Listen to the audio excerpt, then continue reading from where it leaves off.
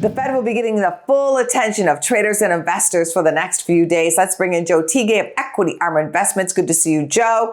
The Fed's annual Economic Policy Symposium begins tonight in Jackson Hole, Wyoming, highlighted by a speech Friday from Fed Chair Powell. How is it tying into the market action? Yeah, all eyes are on the Fed symposium. Right now, heading into that, the markets are a little worried that the commentary seems to be a bit hawkish. Now, the market's still overwhelmingly pricing in a cut for September and more the rest of this year and early next year. So it'll be interesting, maybe aggressively hawkish, more so than we've already seen.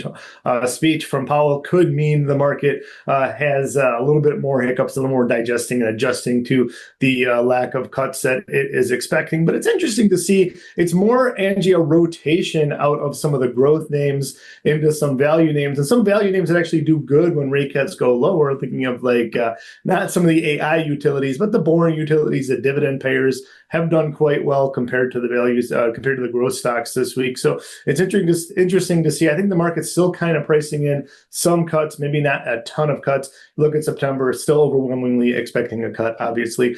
Elsewhere, Angie, we're seeing retail sales early on disappoint.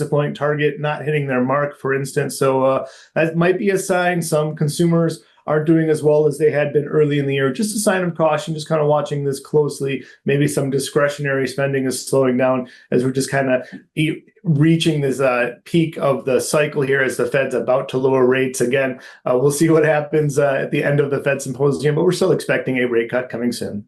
Let's take a closer look at retail earnings. Target has some very public issues connected to falling sales numbers.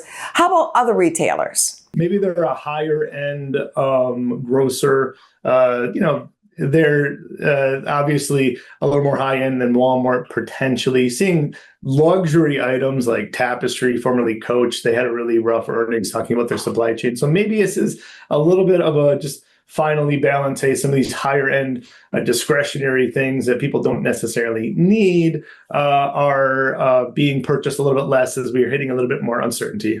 So much to watch. Thank you, Joe. Thanks for having me.